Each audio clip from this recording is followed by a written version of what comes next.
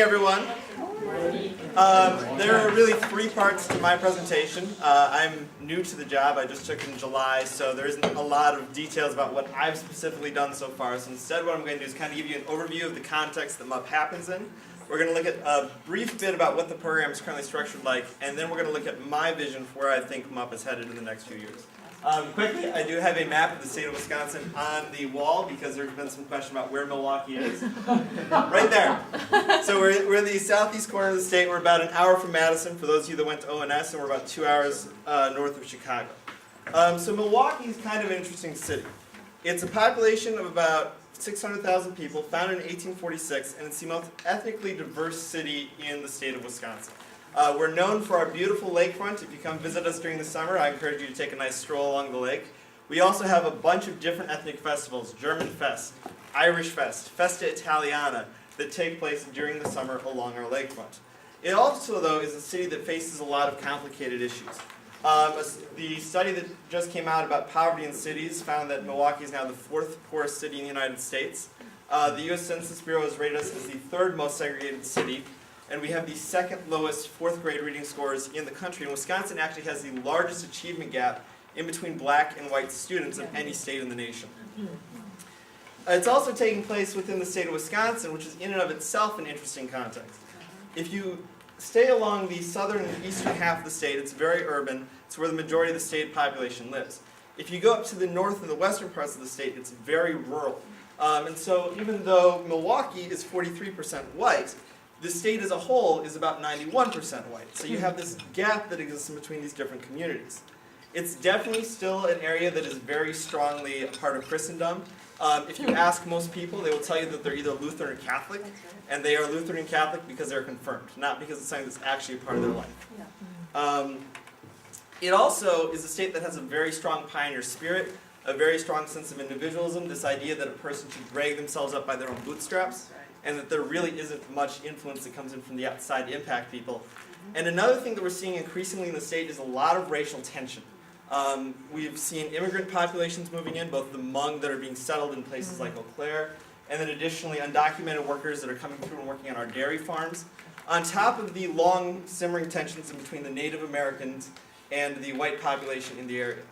So what happens is that we have students that come to our trip that often have little exposure to people of different ethnic backgrounds and also come from very white colleges. For example, I graduated from the University of Wisconsin-Eau Claire. We are 95% white. We have, I think, 500 minority students on our campus.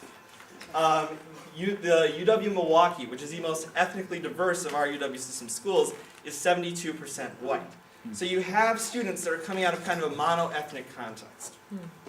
So what happens then is that Jen has really built MUP to be a week-long spring break trip that really serves two functions. One is that it's an opportunity for students to come in and see God's heart for social justice. It isn't something that we talk about a lot in our churches, and so it's really exposing students for the first time to God's heart for racial reconciliation, for the poor, for being involved in transforming our communities. The other thing that it really does is expose students to the reality of the city. It breaks down the stereotypes that students have, both about who is living in the city, but then also the work that God is doing. And this is a great program. I am here today in front of you because of Jen's work with MUP. If it wasn't for that, I would not be here. Amen. But because Jen was part-time in the past, it was a very limited focus and was mostly an introduction. What we ended up doing often is that students would go on MUP. The next year we'd encourage them to go to either CUP or City Lights to see a different perspective and get kind of more of an advanced course. InterVarsity hired me to be a full-time director, and so I kind of have a vision for where it is that we're going to take the program over the next 10 years that I would like to share with you quickly. In the short term right now, this year we're going to continue our spring break trip. We're hoping to do 2 projects this spring, but we're also looking for ways for students to bring this back to campus. Jonathan's going to talk in more detail about what a Feed 500 is, but we're planning to do one this spring with Marquette University in Milwaukee. But one of the things that I'm really encouraging the staff to do is to plan dips for when they come back from MUP. So it isn't just I went to Milwaukee, I saw what's in the city, it's a disaster, now I'm back in Eau Claire and I'm safe and I don't have to worry about it anymore. But it's about going and seeing that wherever I am, there's going to be brokenness in my community and God is calling me to meet that need. In the next 1 to 5 years, we hope to start a summer program similar to CUP so that students that are from Wisconsin can come and see what is going on in their own state. A lot of people never leave Wisconsin, and if you do, it's kind of like a black hole, it just sucks you back in. Hence the reason I am back there, no longer in Philadelphia. So it's an opportunity for students to see what's actually going on in their own state. Another thing I would like to do is set up an organizing workshop for students around the state to be trained so they can engage with issues like human trafficking, like the education gap, in their own communities and on their college campuses, and use that as a way to witness their friends.